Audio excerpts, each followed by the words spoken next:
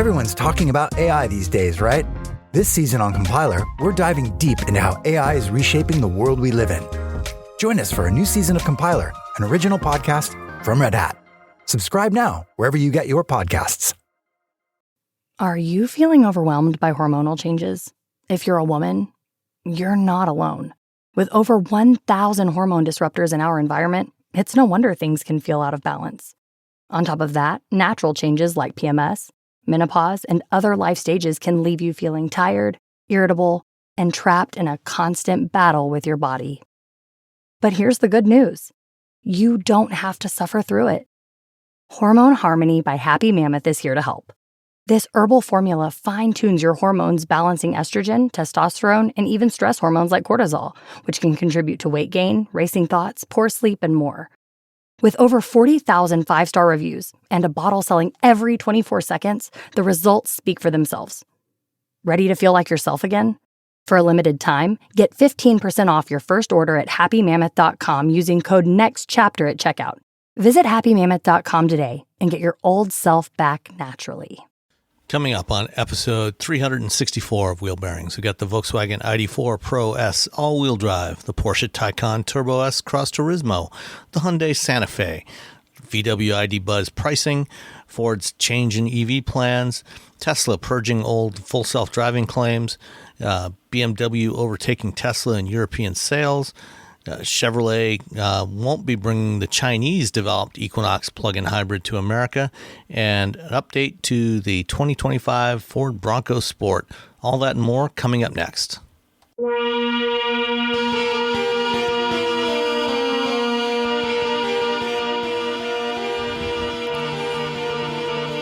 you gonna leave now? All right. This is episode 364 of Wheel Bearings. I'm Sam Abu-Al-Samid. And I'm from Guidehouse Insights. It sounded like you forgot, and I am from, like, you had to think for a second. Where do I work? Who are you? Sunday. I am Nicole Wakeland, and I am from CarBuzz. Confidently, I know. Confidently. And I am pretty sure I'm Roberto Baldwin from SAE International. Well, this is the fourth podcast I've recorded in the past week. So, oh my goodness! Yesterday, I did the Shift Mobility podcast with Pete Bigelow from Automotive News on Friday. And then I did The Inevitable with Johnny Lieberman and Ed Lowe from Motor Trend on Tuesday. So you've been around. Yes, been getting around. Been cheating on you guys. That's fine. Yeah. That's fine. Who wants to go first? I think Nicole wants to go first. No, I actually can't go first because I got squared away. I'm going to go first now, just because you want to. No, I am. I've got my Monroney right here. No, you can't. Okay, so right. I had the Hyundai Santa Fe. I had it twice. I had the Santa Fe once here where I was home, and once where I was in Philadelphia for a loaner while I was at a family wedding. The fact that I got the same vehicle at the same time in two different locations, no one coordinating. So I truly had like a whole week in it. Just two different physical. Nice. That worked out. Yeah, it worked out. Good. So I really like the Santa Fe. So it's all new this year. It's completely doesn't look anything like the old Santa Fe. It looks very Defender to me. It's very squared off. And everybody. It's also kind of like a mini Flex.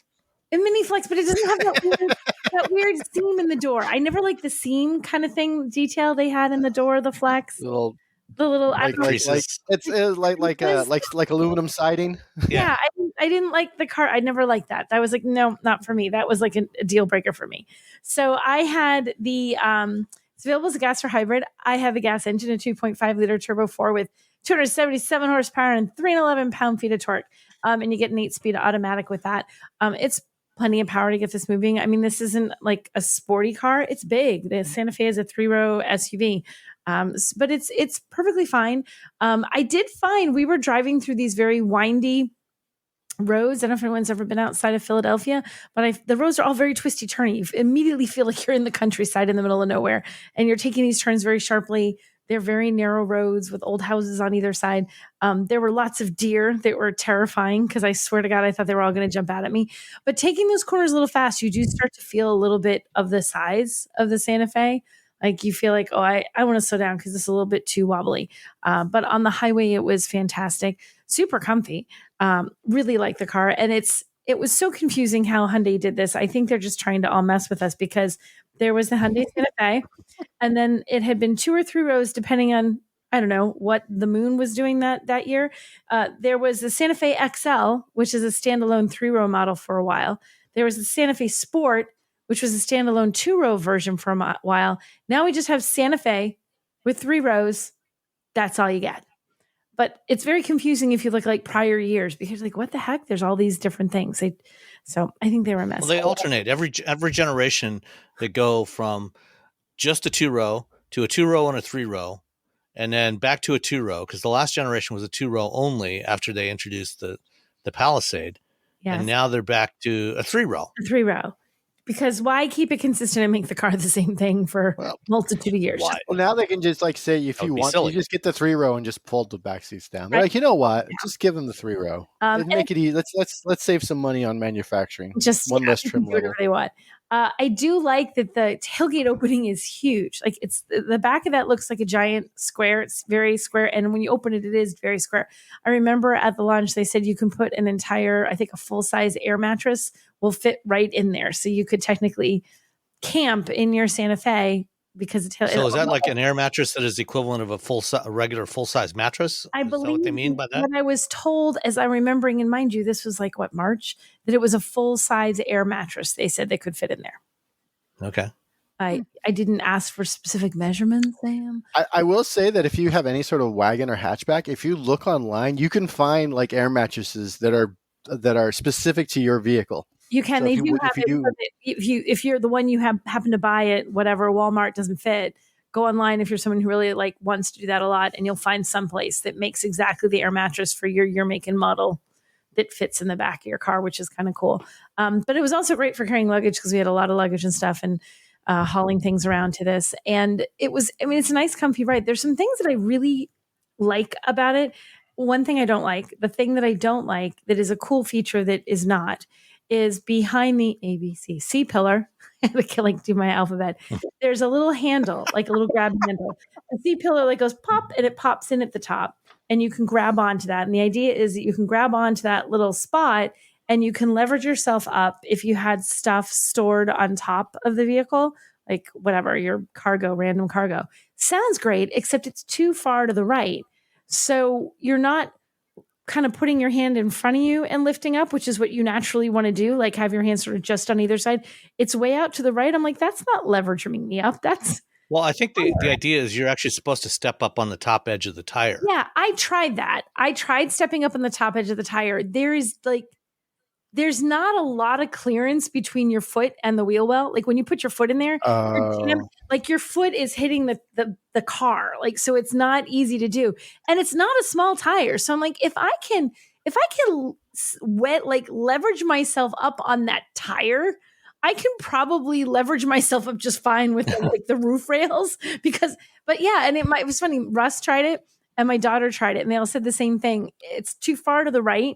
Russ is like, well, I can get up on the tire, but even he's like, wow, that's a step onto the tire.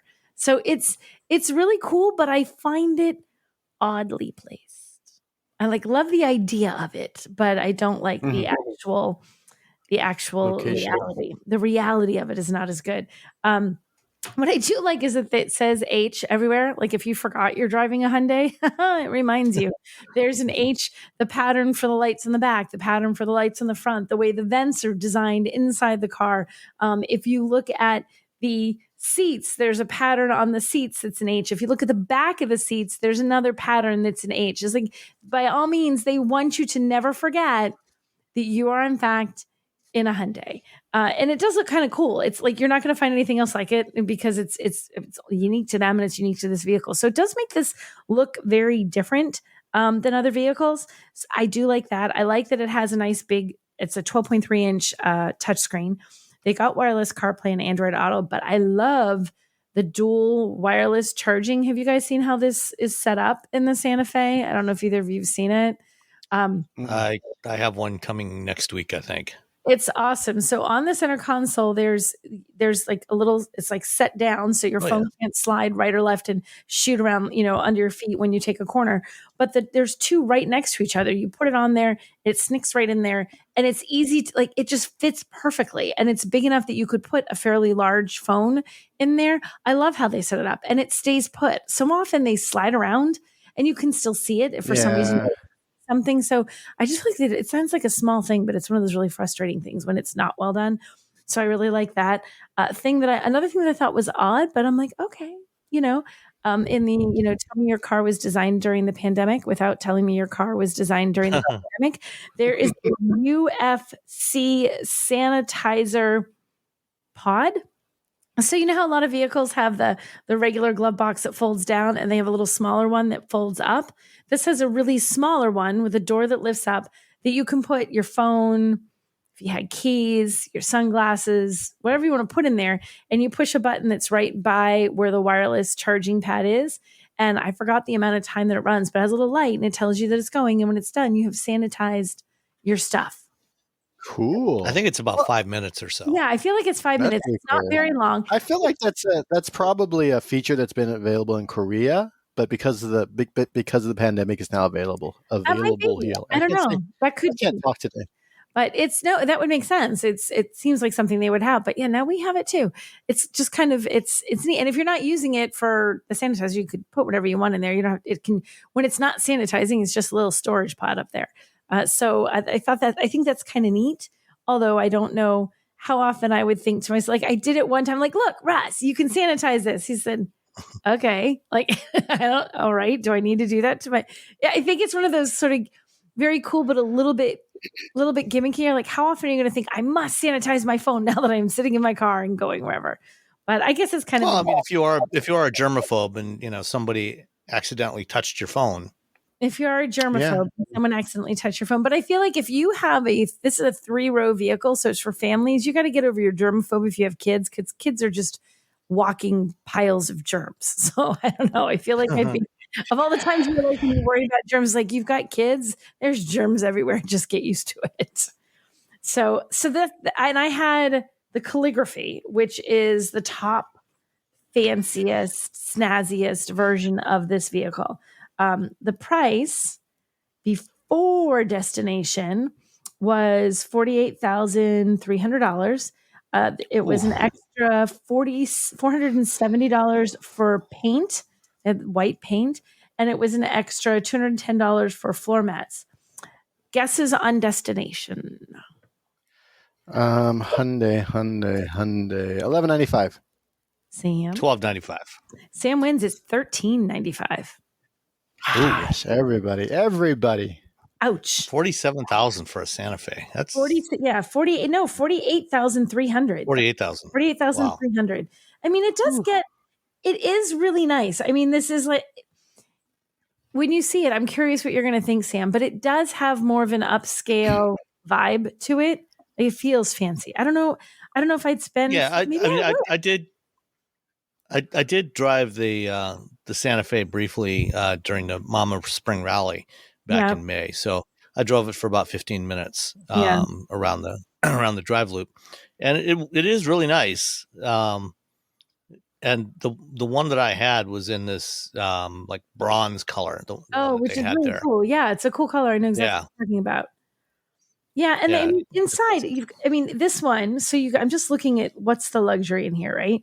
There's Napa leather seats. They have a suede headliner, which always makes something feel a little bit fancier. There's heated front and second row seats, ventilated front seats.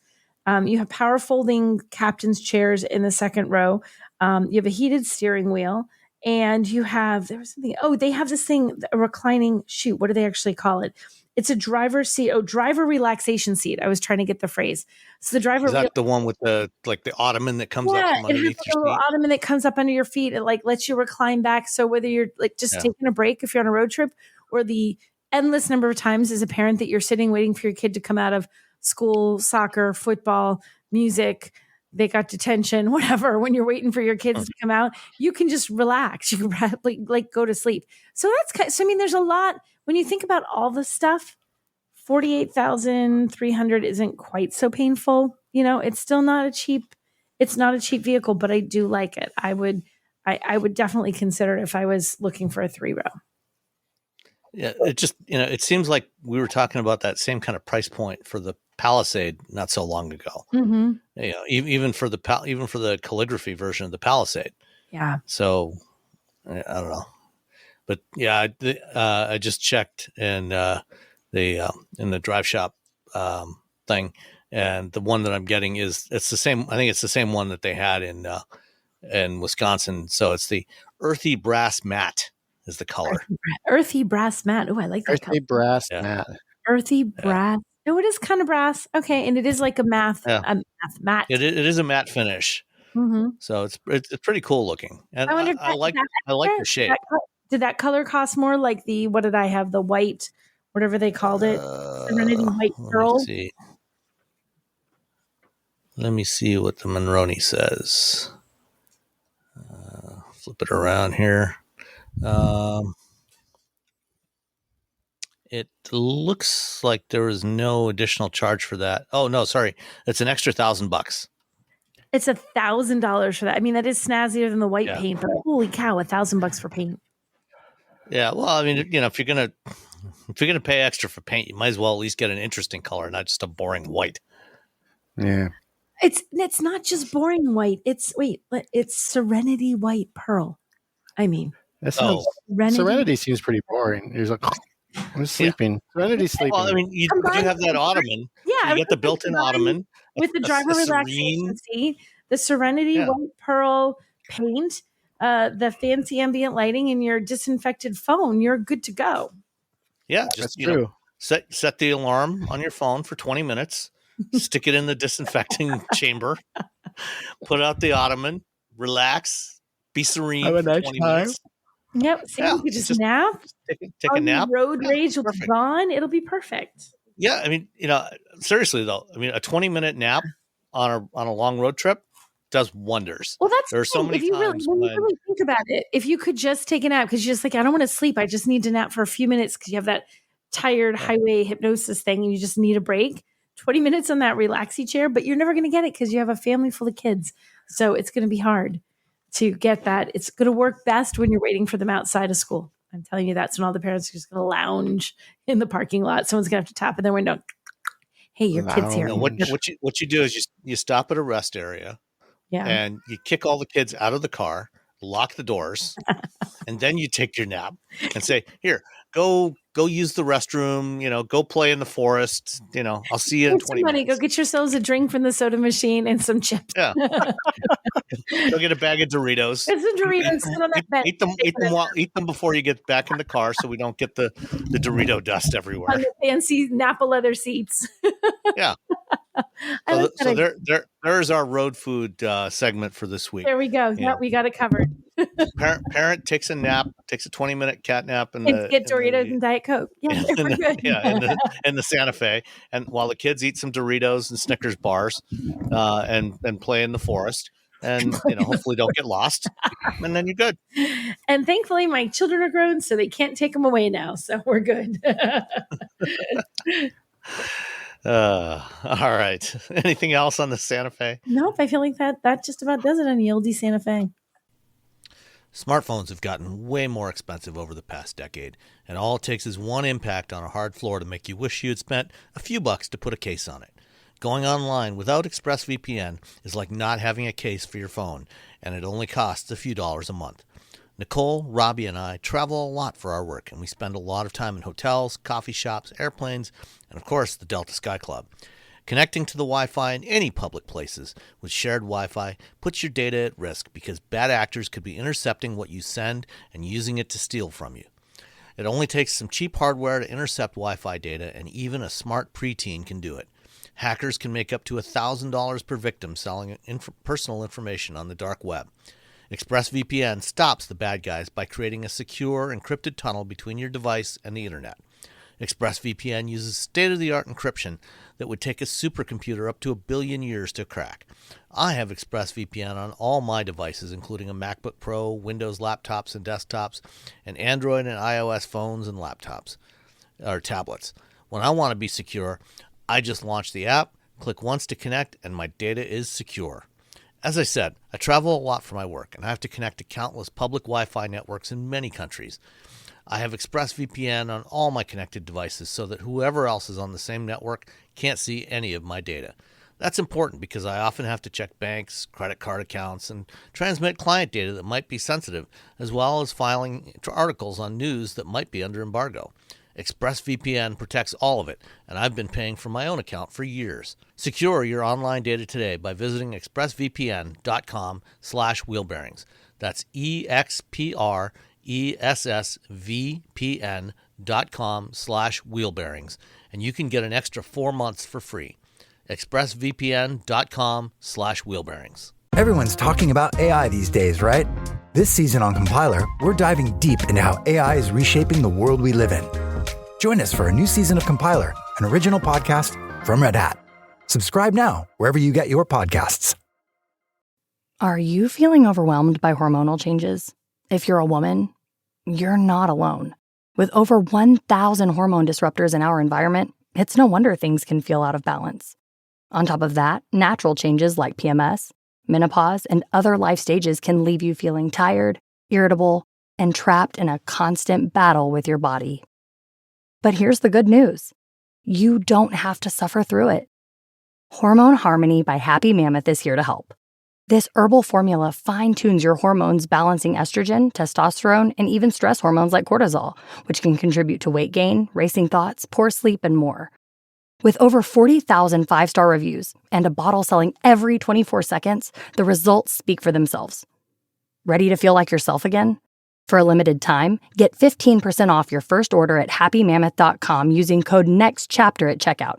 Visit happymammoth.com today and get your old self back naturally. Did you know you can support Wheel Bearings directly? Head to patreon.com/wheelbearingsmedia and you can become a patron today. Your contributions will help fund the platforms and tools we use to bring the podcast to you. And exclusives and improvements are already on the way thanks to your generosity. So if you want to be part of an automotive podcast like no other, head to patreon.com/wheelbearingsmedia. We've updated the Wheel Bearings merch store, and now there's a whole bunch of new choices, new colors, new styles, t-shirts, sweatshirts, hoodies, hats, mugs, travel mugs, stickers, aprons, tote bags, you name it. You can get your Wheel Bearings merch at shop.wheelbearings.media. Go check it out. That's shop.wheelbearings.media. All right, Robbie. The oldie Santa Fe. I went to Germany last week, as you do, for work. And I drove the Porsche Taycan Turbo S Cross Turismo, the brand new one, around Germany on the Autobahn and whatnot. Ooh. And I love the Taycan Cross Turismo, and I think I've said this. I said this on somewhere on the internet. It's my favorite modern car, just hands down. This is my favorite car. Of all of them, someone said money of all the modern cars. If someone said, "Here's a bunch of money, you can buy whatever you want," I would buy this because the engineering is top notch. It's comfortable when it needs, when you're just cruising. It's fast when you want to go fast. It corners well, and the everything about it engineering wise is fantastic. Turns out those engineers at Porsche, they know what they're doing. So you would take a Taycan Cross Turismo over a 911? Yes. Okay. You know why? I can put my dogs in the Cross Turismo. Oh, that's a very good point. Huh? The dogs would not. The dogs, unless you had, I was walking Morty the other day, and I saw somebody with a tiny little dog that probably didn't weigh more than about 2 pounds on these spindly little legs, and that's about the only dog that would fit comfortably in the back seat of a 911. Yeah, like a teeny tiny, and I have a German Shepherd and then a smaller German Shepherd. Yeah. So yeah, no, I've driven the 911, love the 911. 911 is a fantastic car. McLaren 750S, driven that, fantastic car. I would still rather have the Taycan Turbo S. Because you could drive, this is like the awesome daily driver that you have. You can do all the things and still have all the power and all the speed and all the handling. But then sometimes I got to go to Home Depot and get some mulch. And I can do it.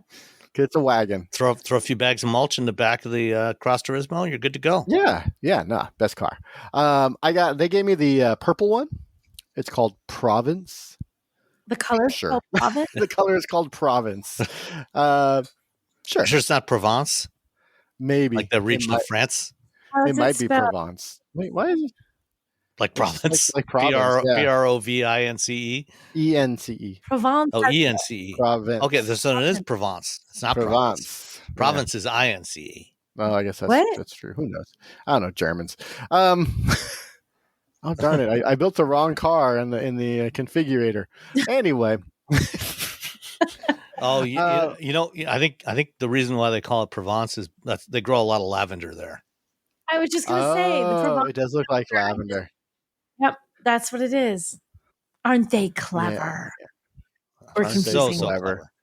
So 2025 model. This is the latest update with some, the exterior's got some changes, the headlamp and the fascia, and the instruments have been adjusted. And so while I love this car, there is one thing that I found while I was in Germany that I do not like. Just one thing? And guess what it is? The price? Well, not the price. I mean, the price. The idea is like no money. If money was no object, the climate control, the vents, are in the dash. Yes. No. Oh no, Porsche! Yes. What are you thinking? It's now. So now instead of being 100% rad, it's like 97% rad. I don't know. That seems like a showstopper to me. That one thing that makes you like, oh, darn it, Porsche. Because I was like trying to move the thing, and I was like, I'm like, what's going on? And I'm like, oh no, no. Like, I found it. So there. So now that I've told you the bad news, here's all the good news. The new one has 764 horsepower, just regular, but you can get the launch control mode with 938 horsepower, which is bonkers. It's adequate. That'll do. It's quick. It is smooth. It's nice to drive. I had it on the Autobahn doing, let's see, 200. Hold on, I got to do the math. Oh my goodness. 203. Just multiply by 0.62. Equal. No, don't make me do it. Equal miles per hour. Oops, hold on. Boop, boop. The keys. And magic number is 126 miles an hour on the freeway, or on the Autobahn, which you're allowed to do that. And it's not easy. It's actually not easy to get up to that speed because it's still a road with other people, and you have to find like a nice spot where, fortunately I found a portion of the Autobahn that's actually pretty long. When you drive on the Autobahn, it's not like just full Autobahn. It's not like full, no speed limit all the time. There's a lot, like if you come to a major interchange, usually they slow you down to like 120 kilometers. Then you pass the interchange, then you can go as fast as you want. And then suddenly, and because you're going so fast, what happens is you're hitting this other. So I found one in the outside of Stuttgart that had actually a pretty good, area where you could actually go pretty fast for a long stretch of time. Plus, you got to realize other people are going to come in the lane. But because 99% of everyone in Germany knows how to drive on the Autobahn, and left lane is for passing only, it's not that bad. It actually works out pretty well. No way I could, if we had like no speed limits in the United States, there's still no way you could ever get that fast and be safe, because no one knows how to drive in this country. No, we don't. Everyone just hanging out in the left lane like a bunch of weirdos. So all that power, you could do some really nice things. What's great is that it also charges quicker. Quicker than before? Quicker than before. Okay. 320 kilowatts. Ooh. Yeah. Now you just have to find a working Electrify America charger that will or EA or not why is electric or EVgo or ChargePoint. ChargePoint has 400 kilowatt chargers. I was doing a video in front of one of the 400 kilowatt chargers and was talking about 350 kilowatt chargers, and I had to change my whole script. Jeez. So yeah, it has according to Porsche, it has 35% more range. So they did put a larger battery into the vehicle. I think it's now 105. I'm looking at my giant fold out thingy that they gave me while I was in Germany, where everything's in Newton meters and in kilowatts versus American horsepower and whatnot. Yeah, I was like, okay, so if you carry the one. So it used to be 93 kilowatt hours. Now it's 105. They've updated the motor. They made it a little bit lighter. They made it a little bit quicker. Still 800 volt system. So, they have that efficiency from that as well. No, I'm going to, I love this vehicle a lot. I had a hoot for the 24 hours that I had it. Because I would have had it for 48 hours, but my flight was delayed on the way to Germany. Thanks, software. Yeah. But yeah, I was hauling around my bag and my backpack and all my camera gear because I had to go shoot video while I was there, and it was great. And I like the fact that you have an AC/DC charger on one side and an AC charger on the other of the vehicle, so you could have like two AC chargers if you're really crazy. But what was nice is I was doing one of the video shoots I did was about curbside charging, and if I were in the UK or if I were in Germany or wherever, if you're just pulling up to an AC charger, which is usually curbside charging, doesn't matter. Just plug your cable in that you carry in the trunk, and yep, nice. Yeah, no, so that was fun. It still handles really well. They have a new push to pass function. You have a little button, you push it, you go faster. I didn't really get a chance. I mean, I tried it on a freeway, whoop-de-doo, or on the Autobahn. I didn't get to actually pass anyone because the roads in Germany, on some of the roads I was driving, there's barely enough room for one car. Yes. So some of the areas is either really wide, you're either going through a tiny little village that looks like super German, or you're on the little road between where all the farmland is, and there's just enough room for two cars, and there's like about 3 inches of shoulder on each side, and it drops off. And that's just how we drive. So everyone knows the exact size of their car, which is fine, which is great because, I'm driving. I'm like, oh, I'm driving this car. So I don't know the exact size because it's not my car, but we drive a lot of cars. So we kind of figure that out pretty quickly. But I cannot see that working out really well here. It had a screen, had a passenger screen, didn't turn it on. Don't care. Don't care. Really don't care. Apparently, it has the CarPlay Plus support. It's like you get a bunch of more CarPlay stuff. I didn't turn it on. I didn't even think about it the entire time, to be honest. I had CarPlay on so I could listen to my music and to use the Google Maps, which is, by the way, just bonkers bad in Germany, because when you're driving around Germany, there's like little trails next to the roads, and those are all bicycle walking trails. So between villages, like you can ride your bike between a village or from like into town or whatever. And so there's all these little trails that sort of go off into everywhere. The Google Maps just kept wanting me to drive on those trails. Oh, jeez. Like, just drive on the trail. Drive on the trail. No, I'm not doing that, Google. At one point, it wanted me to drive through a cornfield. Oh, that would have been fun. An interesting adventure, at the very least. Yeah. Apparently, there's a lot of cornfields around Stuttgart. But yeah, no, their new 0 to 60 time is fast. I'm just gonna say fast. I think it's like standstill in just the Taycan Turbo S, which I was driving, 2.4 seconds. That's fast. That'll do. Why do you need to go that fast? I don't know. Okay. Nobody does. But nobody needs to. I guess. But to be honest, because it's a Porsche and because it's low to the ground, I'm not angry about it like I am when you see a truck that can do that, or an SUV, because those are not built to do that. And physics and gravity and body roll, that makes those things incredibly dangerous. And those people who drive those vehicles, typically that's the kind of vehicle they've driven, so they don't have the experience of, say, a supercar the size of an F-150. So yeah, I'm still on that sort of thing. The wireless charging, and you open up the center, and they have like a little slot with like a little bit that holds your phone in, so you just slide it in. Sort of a clip type of thing? Yeah, it's got like a little clip and you slide it in. So you can't see your phone. You can't get to it like easily, which is great, to be honest, because you have our CarPlay or Android Auto or whatever. If you're driving 200 kilometers an hour, you shouldn't be looking at you should definitely not be looking at your phone. And it charges your phone and it doesn't go flying everywhere. I've been in, like Nicole said, you get in a vehicle and you go around a corner and it's like, phew, out the wireless charger over on the side. And you're just like, oh no. They're like, well, I guess I have to wait until I come to a stoplight and hope it lasts long enough. And you're just trying to reach and scramble.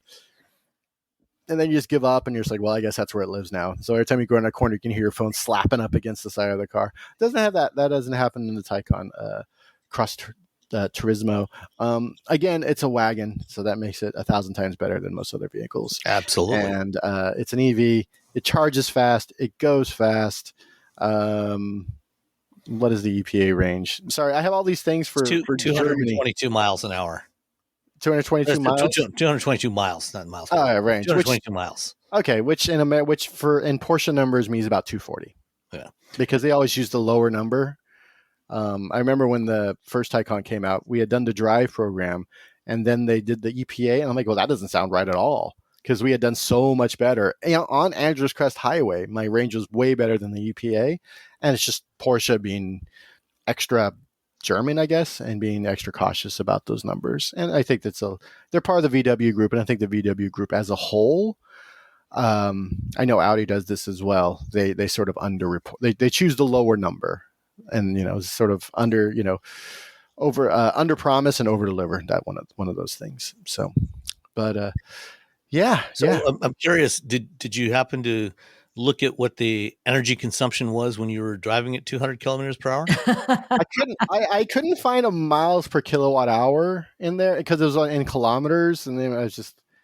Yeah. And one of the weird things when we travel is that, you have one day to like sort of, you get there and you're there, just your brain's sort of mush. And the next day you drive a car and you're like 85% there. So what happens is you always forget something. So that's the thing I forgot. Because you're rushing around. You only have so much time with the vehicle. I had a video shoot in the morning. And so I missed that. I'm sure it's probably pretty efficient for what if we're talking.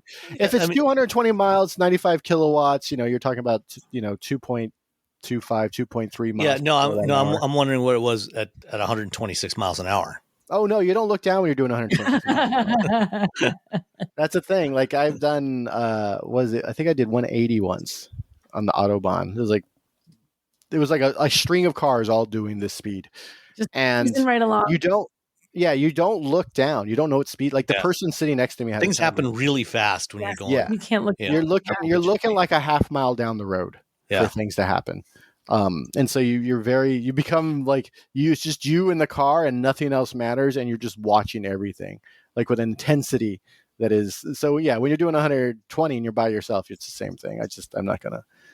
I like happen to look down. I'm like, oh, 206. That's what I'm doing. 206 kilometers, or 203. Oh wait, I guess I got it right. It was 206, but I wrote 203. So I guess I was going a little bit quicker.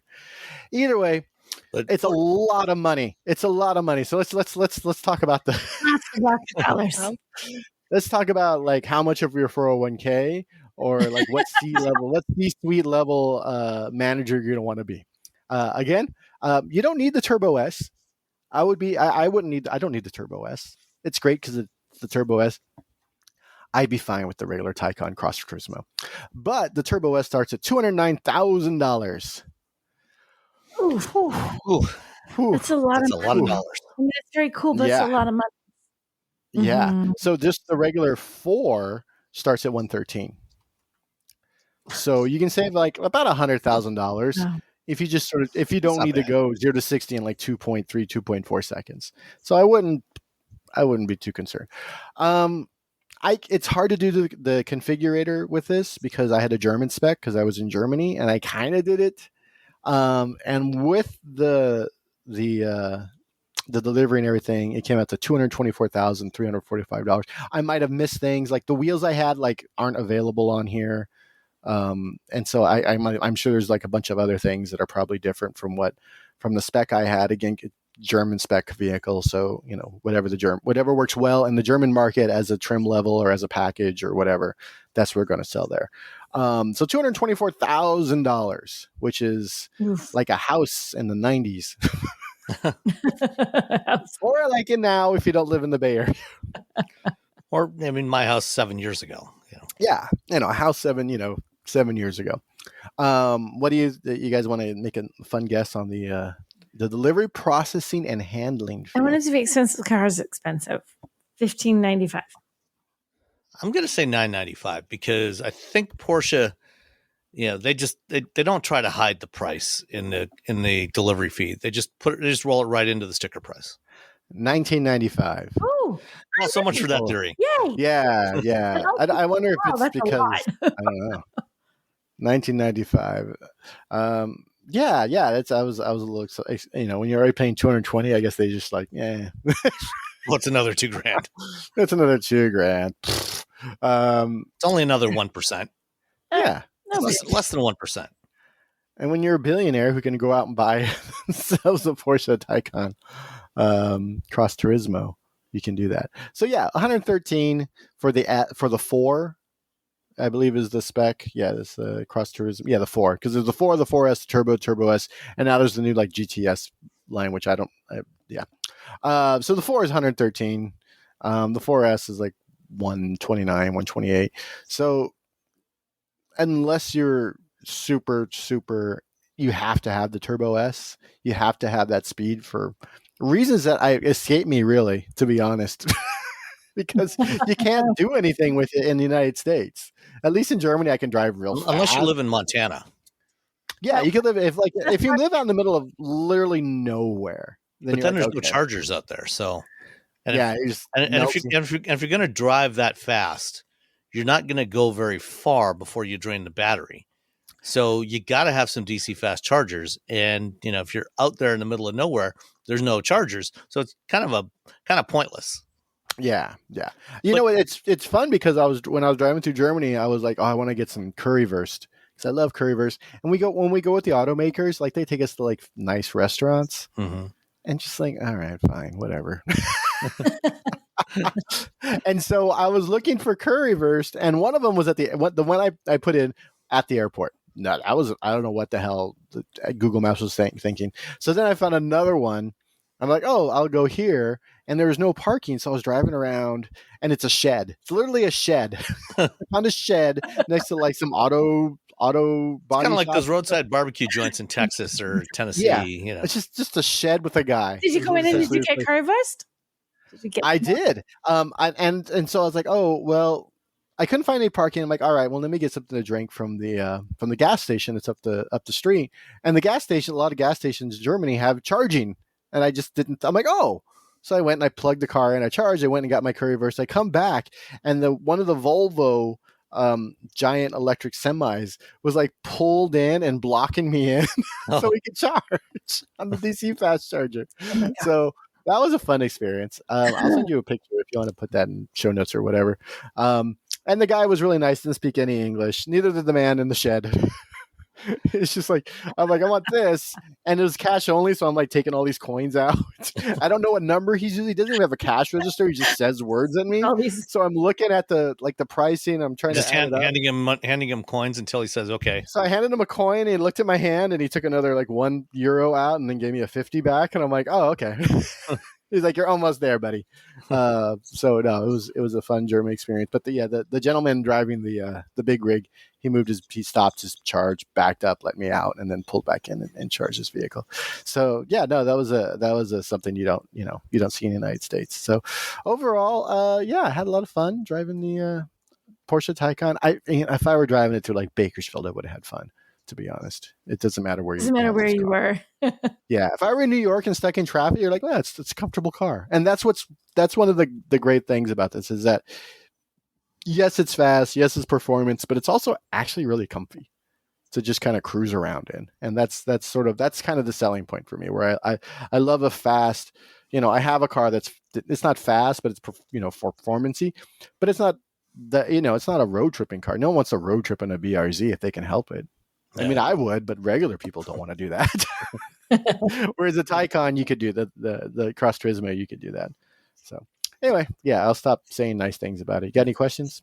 I've got the configurator open, and I went to the paint to sample section where you can like you can bring a paint sample and they will paint your car to match.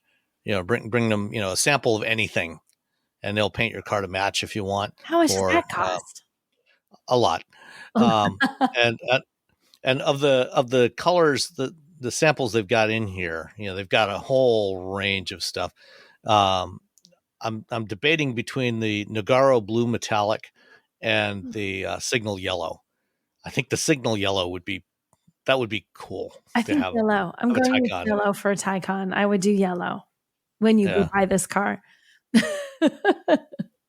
Yeah, the signal yellow. It's a very bright yellow. It's kind of like a school bus.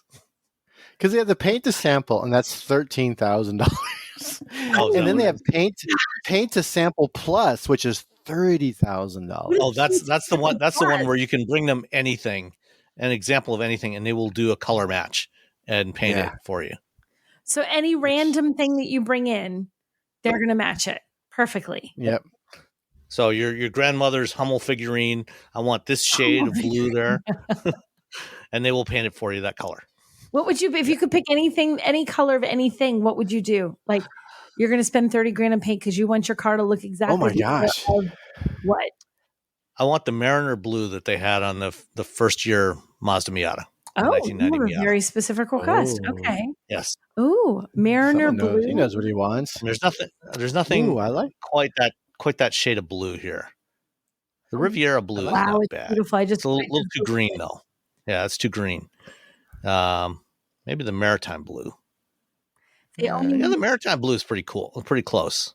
This is a beautiful car. According to my random Google, it says they only made about 13,000 of those in that blue. Of the Mariner blue Miatas? Yes. This one said 13,351 from this completely not verified source that I'm looking at. Well, if it's on the internet, it must be true. Right. Exactly. That's true. You're not allowed to post lies on the internet. Never. Absolutely not. No one would take the time out of their day to do that. I mean, come on. Nobody would mess. We all have busy lives. Come on. All right. Okay.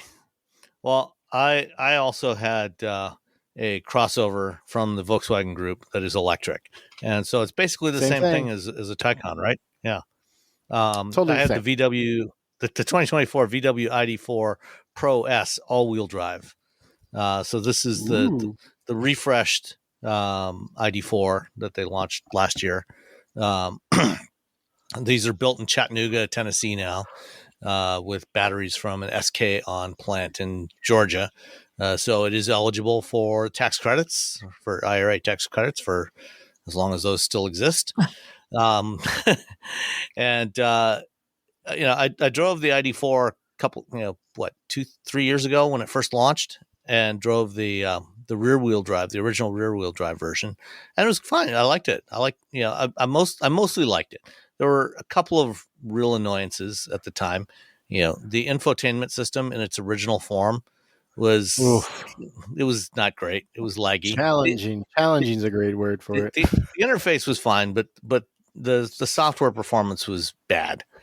But it has since gotten much, much better. I had no issues with the infotainment system on this one.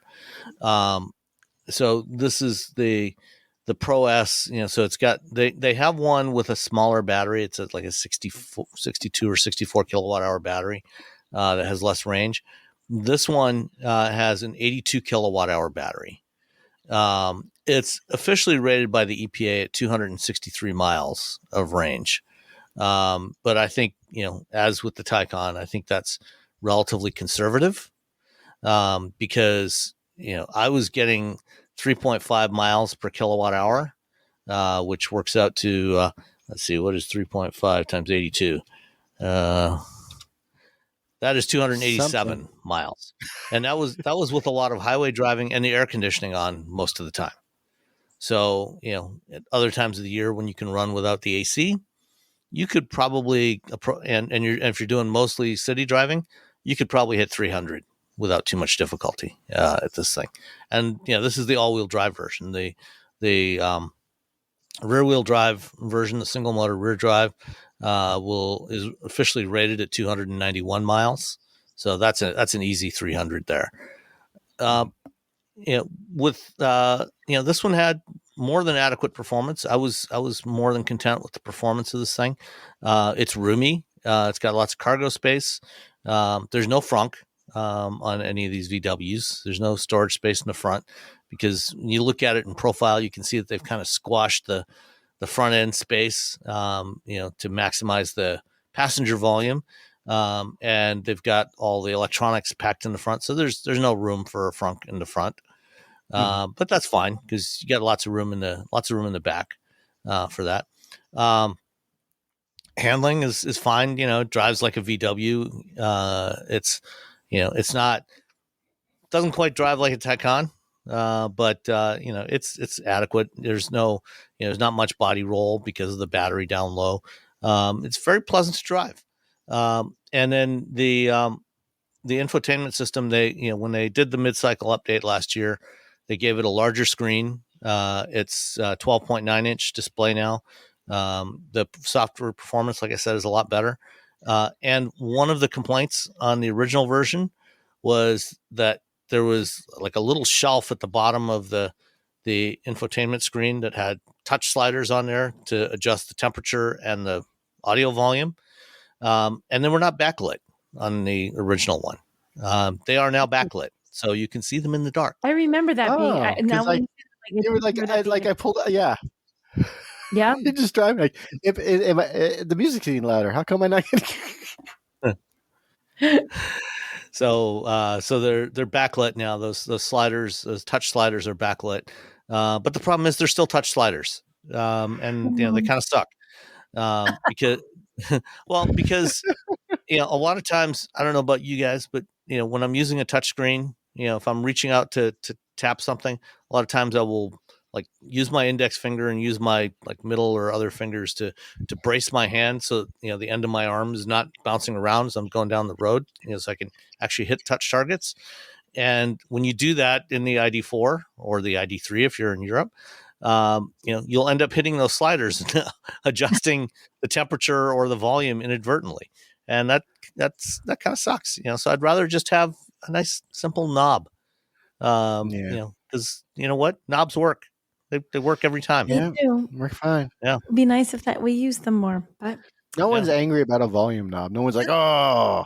No one's ever like, oh, dang it, this is stupid. No one ever says no. Mm-mm. On the other hand, I can adjust the vents by just reaching out and grabbing them. Yeah, that's always a good thing. That's a plus. Yes, absolutely a plus. There's now wireless CarPlay and Android Auto support. There's a wireless charger in the console. It's all pretty good. Aside from the sliders at the bottom of the screen, can't say I really had any complaints about the ID4 this time. It was quite pleasant. It still has that button though, right? For the rear windows, you got to push a button. Yes, I forgot about that. Yes, the window controls. This is a stupid thing that automakers must stop doing. This is a stupid thing. How much? If you're going to charge $55,000 for a car, or in some cases, let's say $90,000 for a car, and we'll talk about that maybe next week. If you're going to charge that much money for a car, stop. I mean, how much can you possibly be saving by only having two window switches and then another, switch to select between front and rear windows? Come on. You're only saving one switch. Yeah, I know. It's just dumb. You still have to have the wiring harness that goes there. So it's not like you're saving one switch and maybe two wires, I guess. Yeah. It's dumb. Decision. It's really, really, really dumb. Fortunately, when Audi did their version of this car, which is the Q4 e-tron, they have 4 discrete window switches. Mm-hmm. So, unfortunately, VW, when they did their refresh, did not change that. It still has the 2 window switches and then a front rear selector, which is dumb. And there's now that dumb thing is being copied by other companies too. So we'll get to that. Someone else just did that. Yeah. So please, if you're a designer or engineer at an automaker, don't do that. Manual vents, 4 window switches, or a window switch for each window. Let's put it that way. However many windows you have, give each one its own window switch on the driver's door. Yeah, it's not that hard. But yeah, other than that, I was good with it. The Pro S all-wheel drive, not inexpensive. Altogether, this one came to $55,695 with the options that were on it, which actually it looks like is the only option was the Aurora Red metallic paint, which was $395. Yep. Everything else was standard on the Pro S. So you can certainly opt for one of the other trim levels and get a price point that is down much more reasonable into the mid 40s. For a reasonably equipped example. Any guesses on the destination charge? You go first, Robbie. Robbie? I think he's frozen. Oh, did he freeze? Oh, I missed that he froze. Oh, there he is. He's back. I thought he was okay. You froze on us for a minute there. I know. I don't know what's going on. Whenever I podcast, my speeds go like earlier. I tested my speeds and it was like 300, and now it's like 36. Okay, so now you have to take a guess at destination. Now that you're back in the land of the living. Volkswagen destination $13.95. I'm gonna go $14.95. Robbie got it. It was $14.25. Oh, ooh, that is weird. Oh, okay, 14. That is an unusual number for a destination charge. They charge you $70 less because they don't put that extra button in for the window. Oh, because they reduce the weight slightly. That's it. Yeah. So it cuts the delivery charge. Freight charge. I'd rather just pay them the $70 and not be irritated for the life of the vehicle. But that's just me. Yes. Yeah. Owning a boat comes with a number of perks, like being able to say ahoy or land ho and not feel weird about it. So here's another perk. Geico's boat insurance offers access to the largest towing fleet on the water. And with specialist support from agents that are as passionate about boating as you are, there's so much value that you'll want to say, shiver me timbers, and not feel weird about that either. Get more with Geico. All right. Let's move on to other stuff. Let's stay with VW EVs. So Robbie, they announced pricing finally for the U.S. market ID Buzz. Oh my gosh. I drove this car almost 2 years ago in Sweden and Norway. 2 years ago. 2 years ago. Over a year ago. 2016 or 17 when they showed the concept. This is the longest lead time for any vehicle on the planet to come to the United States. Nothing has taken this long ever. Nothing. There have been so many things that have been announced and are on the road before this vehicle. And so when they showed us the last year at Huntington Beach, they're like, okay, they sort of did the unveiling because we're getting the long wheelbase. We don't get the short wheelbase, which I drove in Europe, right. Which I would prefer a short wheelbase. I don't have that many friends, so I don't need all that extra room. But your dogs would appreciate the extra. Right? Yeah, they'll be fine. So we get the long wheelbase, and they're like, oh yeah, the entry level version has. They just started naming off all the options. I'm like, oh my god, this thing's going to be like $60,000, and it's going to sell it the first year, and then after that, they're going to have some difficulty selling it. And this week, guess what? The starting price for the Pro S. You were a little wrong though, Robbie. It was $59,995. So don't exaggerate. $59,995. So again, this is going to for the enthusiasts. It's going to sell out first year. If just give up. It'll be like the new Beetle when they launched the new Beetle. Mm-hmm. Yeah, so it'll sell out the first year. After that, I think they're going to have some difficulty selling it. I think it's you because you're kind of, and it's not just the price, it's the range. The range is not estimated range is 234 miles for rear wheel drive and 231 for all wheel drive. That's not great. No. Yeah, and it is the Volkswagen Group, so maybe 240.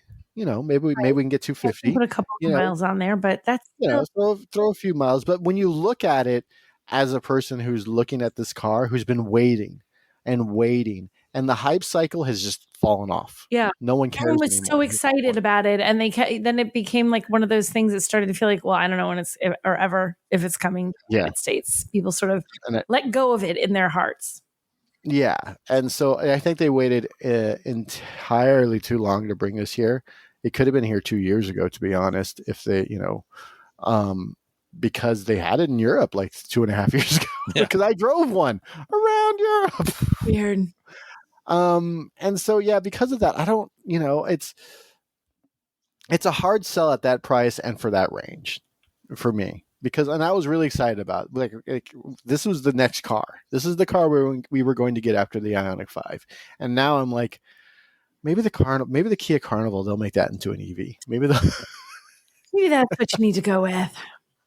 Because it's a little bit. Maybe get a used one in a few years. Yeah, maybe in a few years get a used one, but at the it's because it's the van, so people want to take it on trips.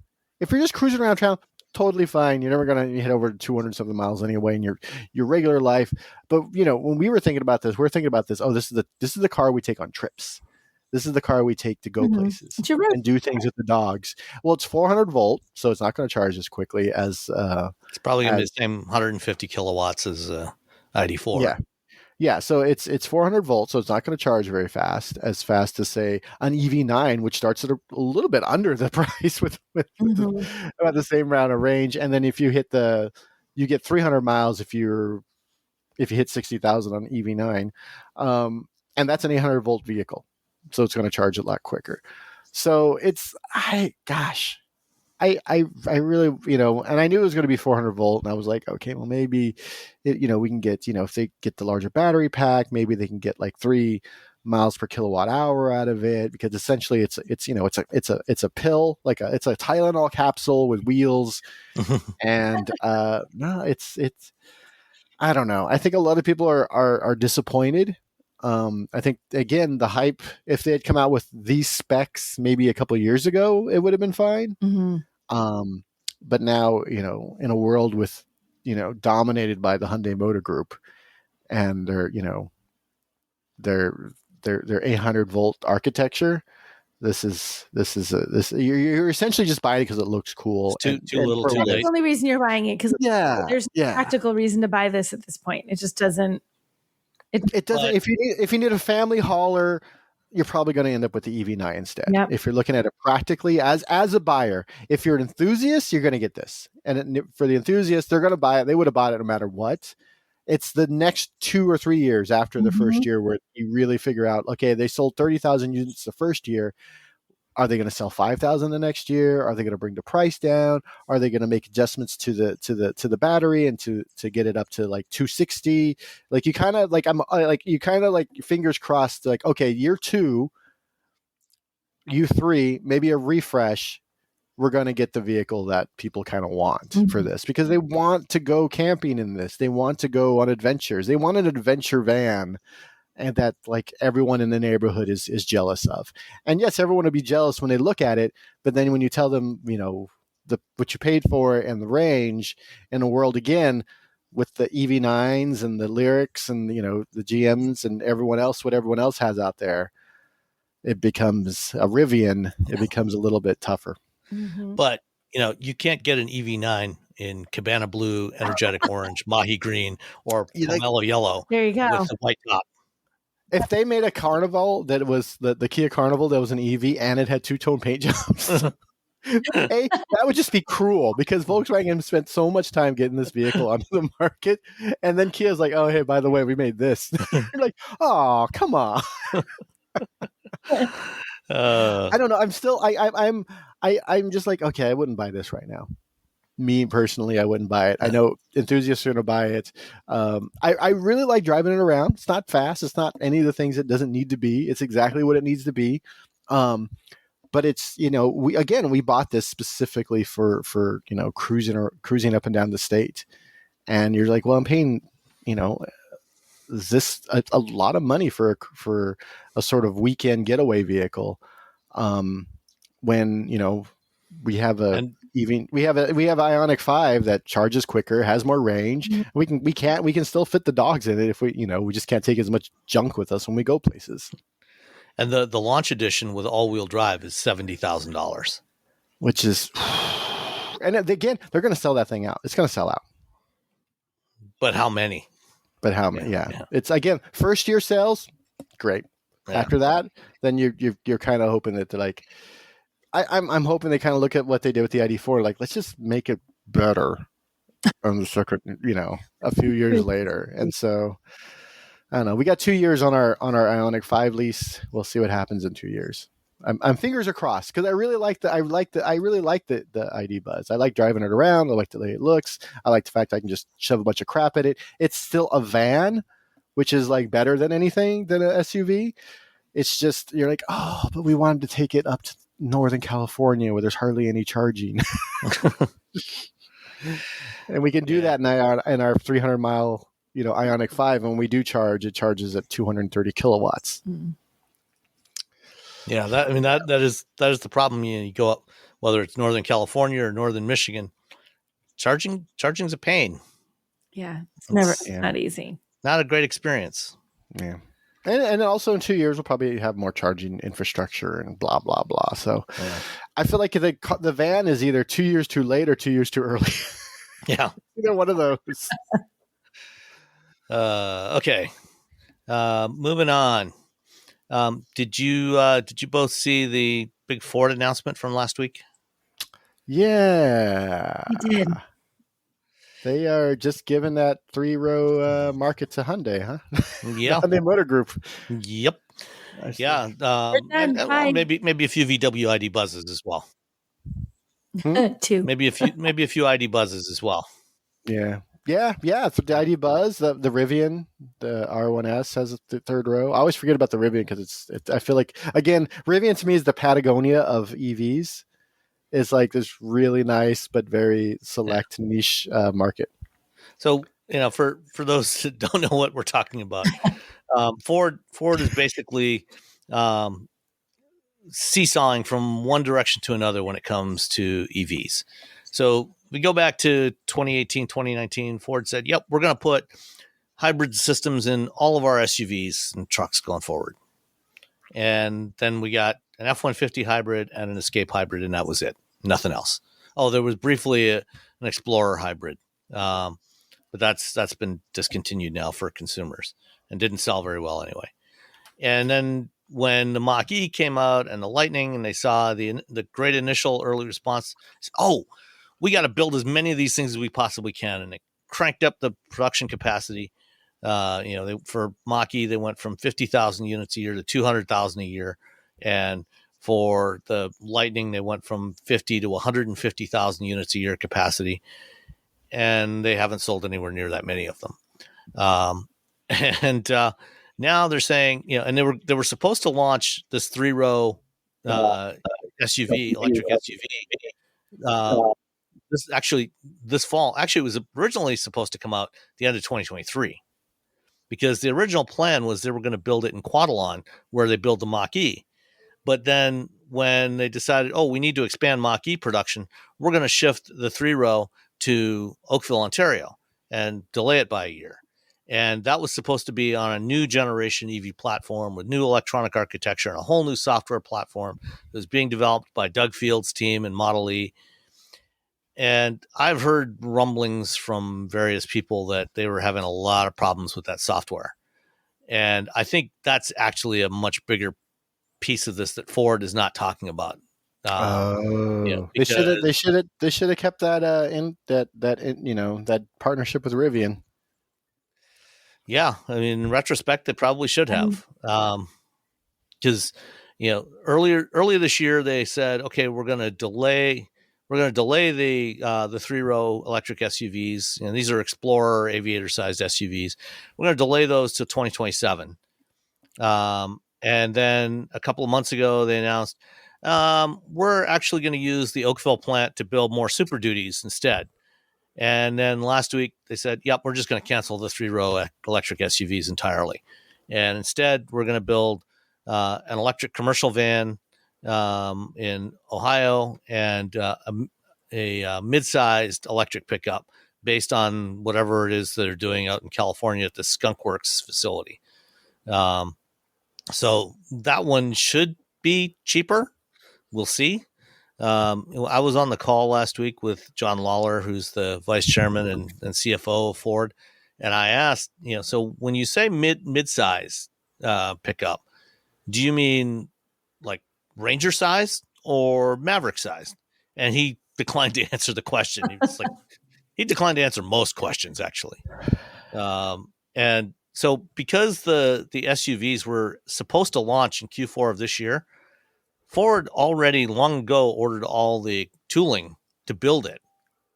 And now that they're canceling it, they have to scrap all this tooling. And so they're taking a $400 million charge because of scrapping this equipment that they're never going to use to build this SUV they're never going to build. And instead they're going to build another 3-row hybrid SUV.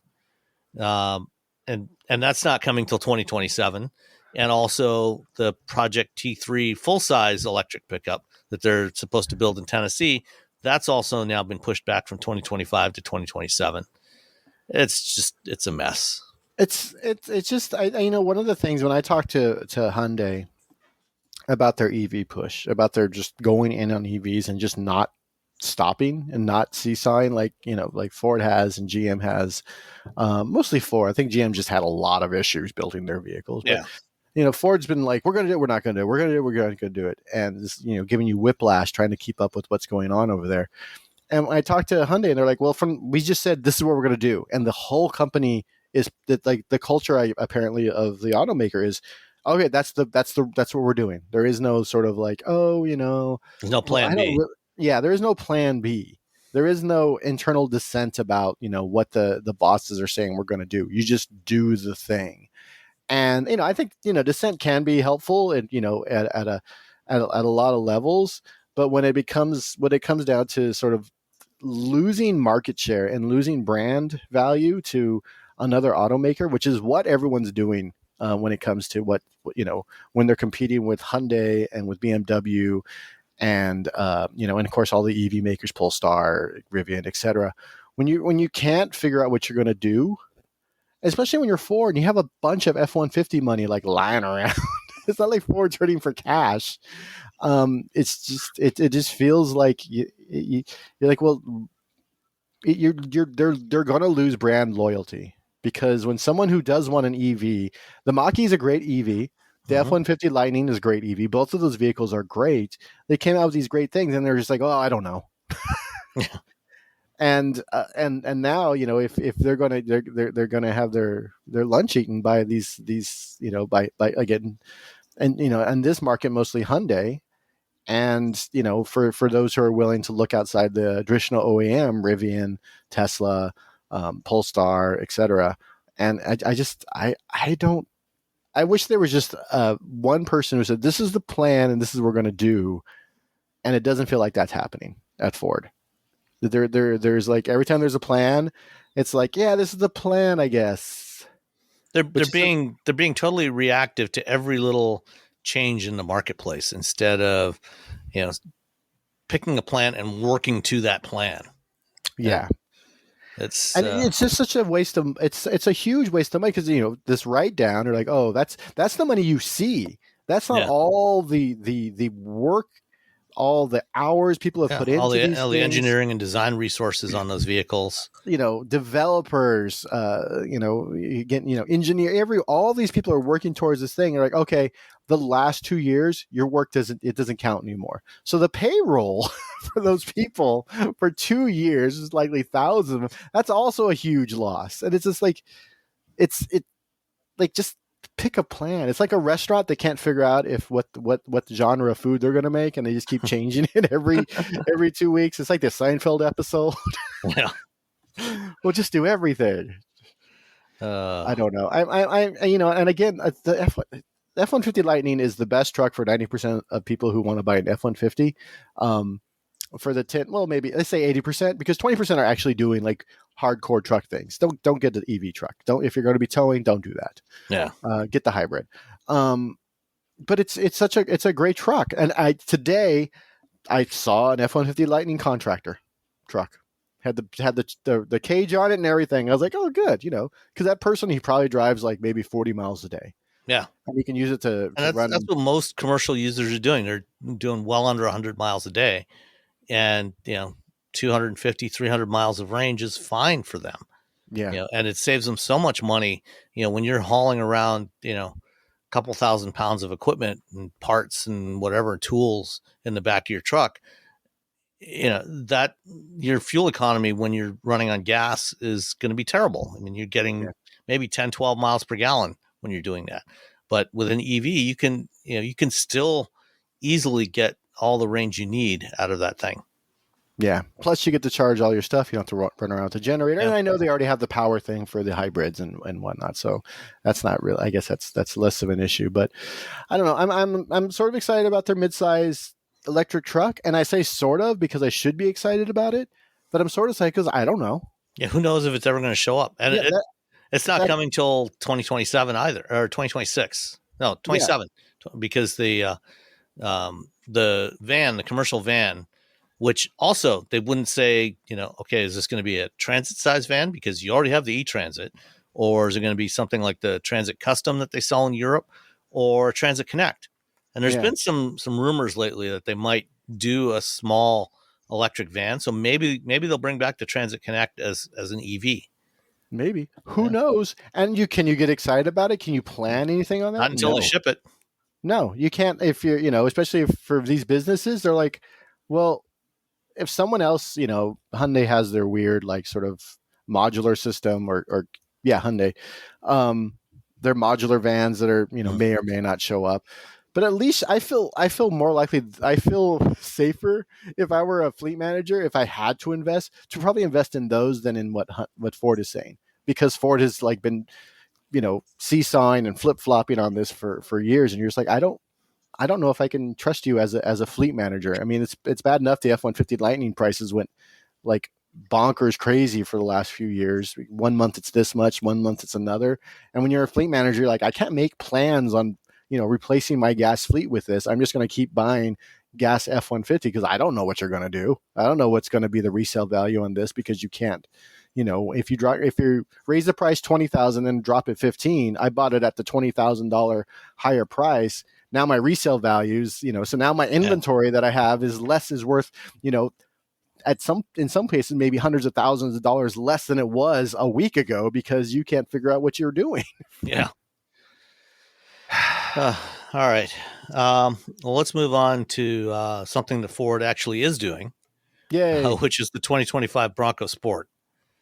So, Nicole, did you go to Tennessee for this? I didn't. I was actually at a different program this week. I was checking out the Chevy Equinox when they were doing that. Okay.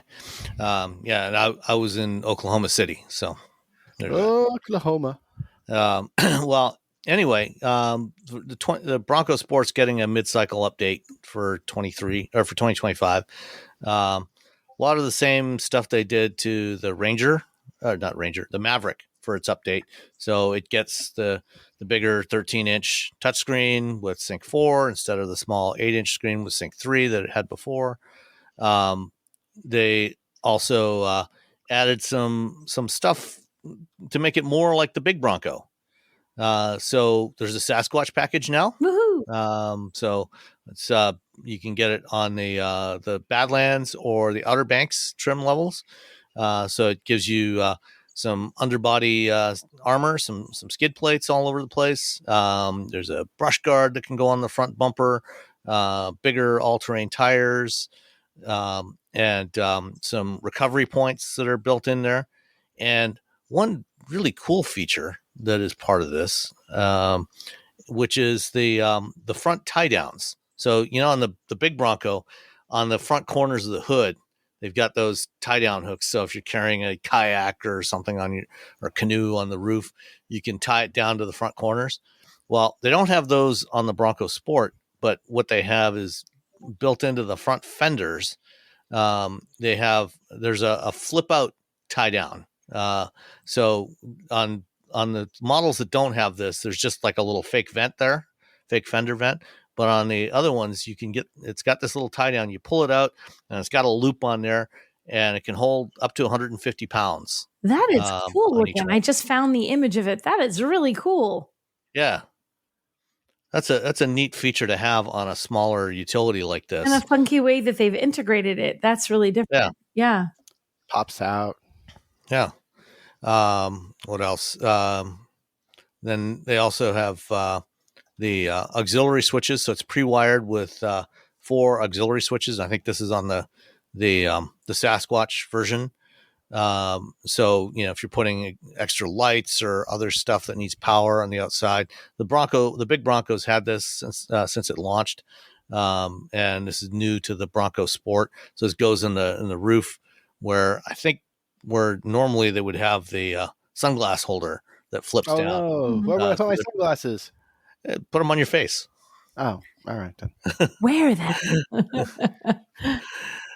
So you get some auxiliary. You get 4 auxiliary switches, which can be handy if you're putting extra stuff on the outside of your Bronco Sport. And then they also have the what do they call it? The gear bar or something like that. So on the big Bronco, you have a bar across the top of the dashboard. There's a storage cubby, and there's a bar that you can attach things like GoPros and other stuff to it, and they have one of those on here now as well. So it's behind the touchscreen. Very cool. And they've got they've added availability of stuff like adaptive cruise control and evasive steer assist, which was I don't think was previously on the Bronco Sport. They had it on the big Bronco, but not on this one. So if you get the Sasquatch, what's the price comparison to that, and then just getting a Bronco? I don't think they have not announced pricing yet. Yeah, because I'm wondering, you just get the Bronco. Well, my guess is it's going to be still quite a bit cheaper than the big Bronco, because the big Broncos are pretty expensive. Yeah, they are. Yeah. And you get to drive around. It says Bronco on it, so you can still trick people. Yeah, Nobody knows the difference. That's right.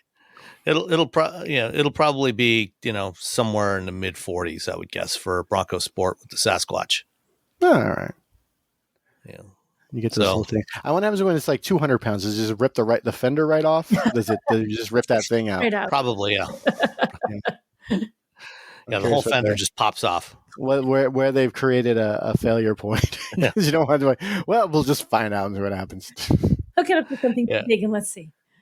Yeah, they also, I think they have the trail one pedal drive mode on here.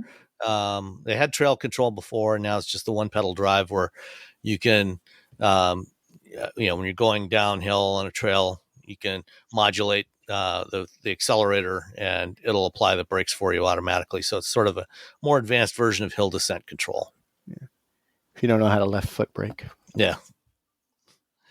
You can learn, but you're always like, everyone learn how to left foot brake. It's gonna be a crappy couple days though. Yeah. Exactly, as you're learning. You're just like giving yourself whiplash while you're and just hope you don't cook your brakes in the meantime. Right. Oh yeah. There's also that, because you just don't have that. All right, so that is the 2025 Bronco Sport.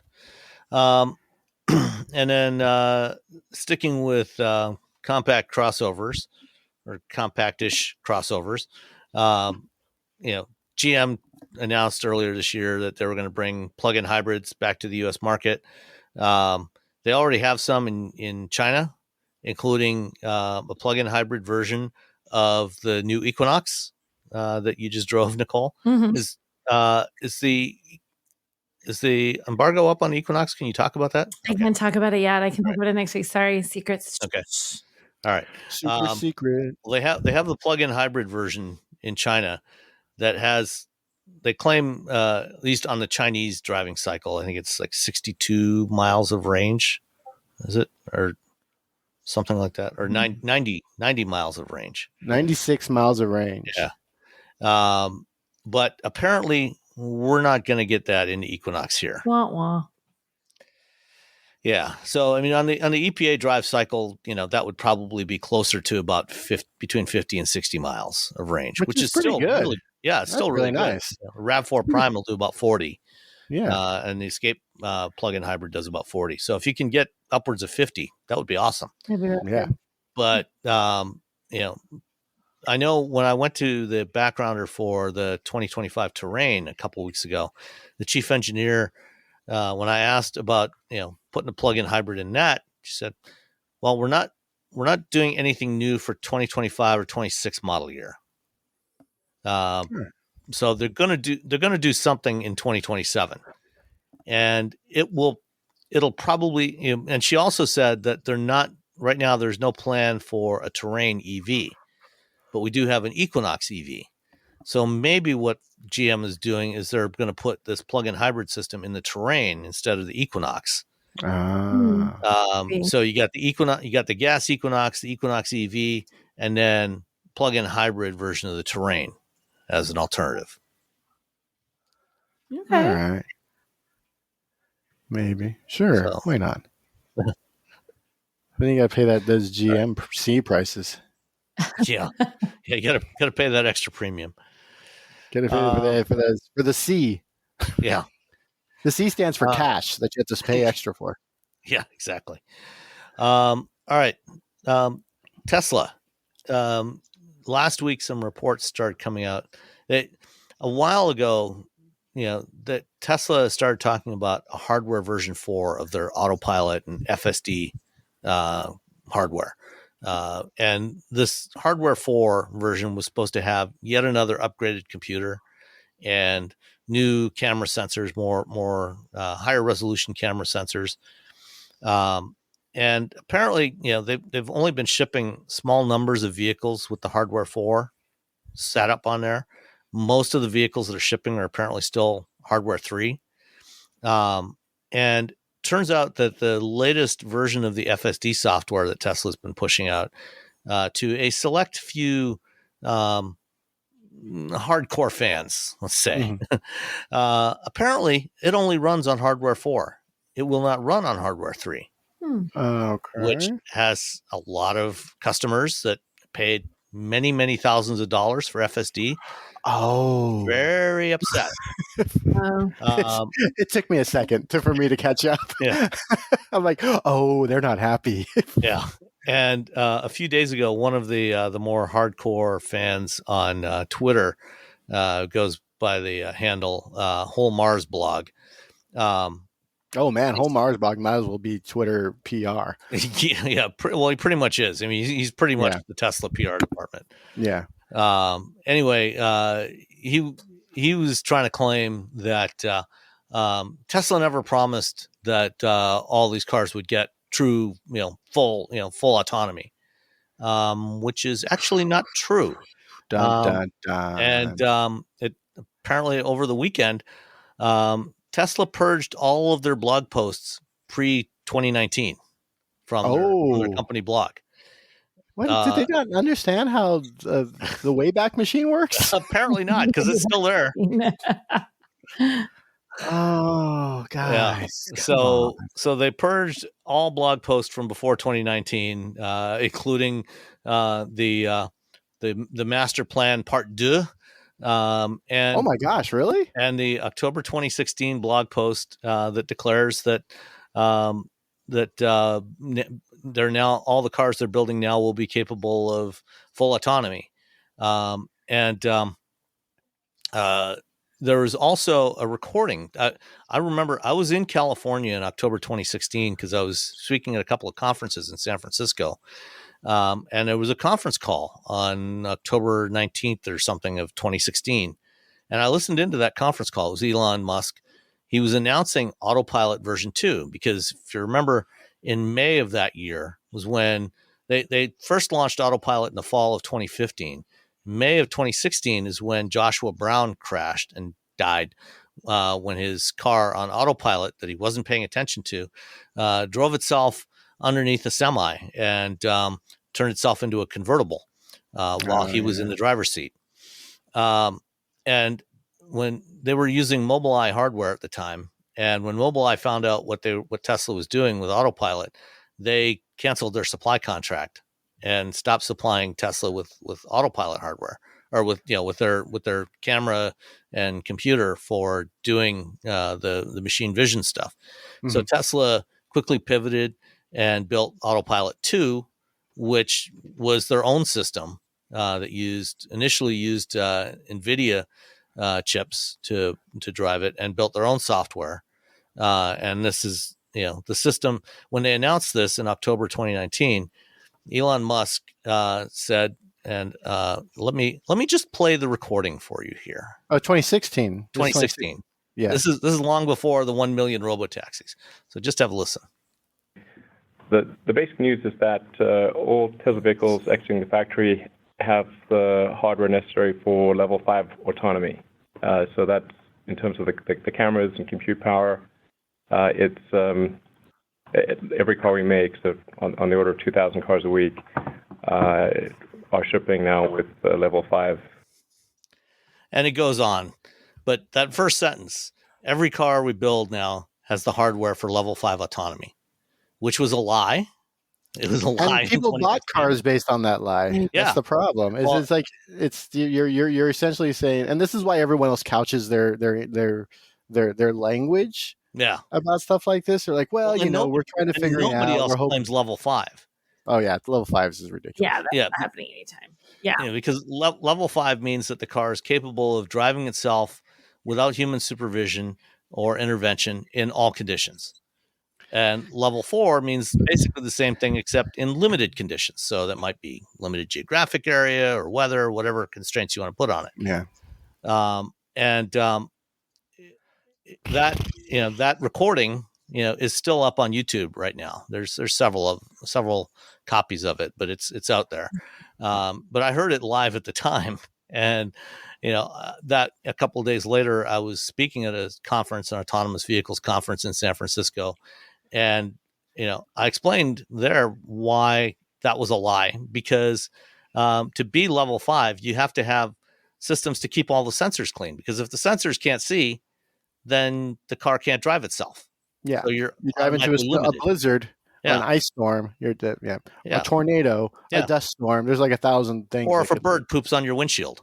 Or birds. Yeah. Always those birds. Ask for that Sully guy. He'll tell you about birds. Yeah, birds are bad. Birds are bad. Yeah. You'll end up in a river or a sound or whatever they landed in. I don't remember. It was a situation, I hear. Yeah.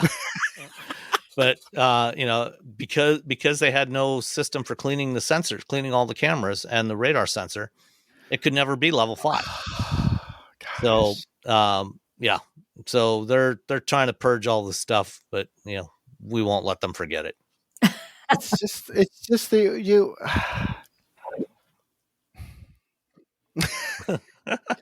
It's just shooting yourself in the foot. You don't have to, and I understand. Like Tesla is a stock. It's just a stock manipulation company at this point, unfortunately. When you say, well, we're not a car company now. We're an AI company, because AI is big. AI and robotics.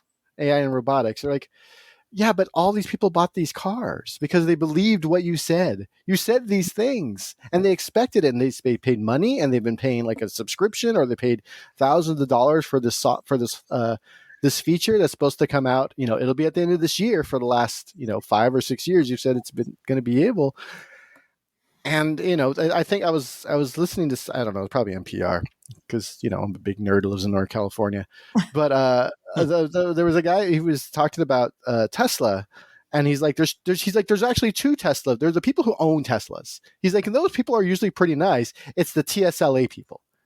The stock people. Those are the ones that like really go after you, because it's a stock, it's you want to keep that stock price up. And if you're talking bad about Tesla, that's bad on their investment. And so those are the sort of like super rabid people who are always going after you whenever you say something critical of Tesla or Elon Musk, because you are saying something critical of something they put a lot of money into.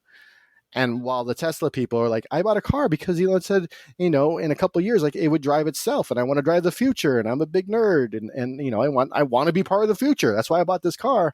And now you're like, yeah, it won't really do that. Sorry about that. Oh, by the way, all that money you paid for us, if you either subscription or the 10,000 or 5,000 or however much it costs now, yes, that's not gonna.